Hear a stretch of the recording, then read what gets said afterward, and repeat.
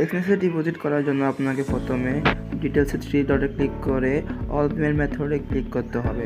তারপরে স্ক্রল করে আমাদের TRC20টাকে সিলেক্ট করতে হবে।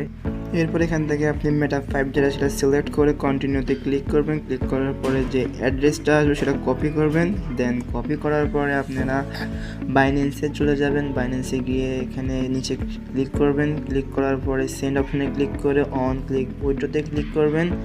দেন সেখান থেকে USDT-তে ক্লিক করবেন।